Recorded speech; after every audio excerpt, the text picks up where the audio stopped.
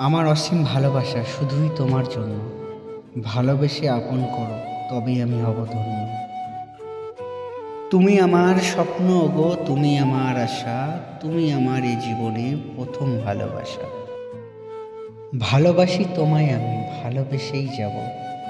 আমার মনের একটাই আশা, শুধু তোমাকেই পাবো। মেঘলা আকাশ, একলা আমি, একলা আমার মন। ভাবছি কবে তুমি হবে আমার আপনজন।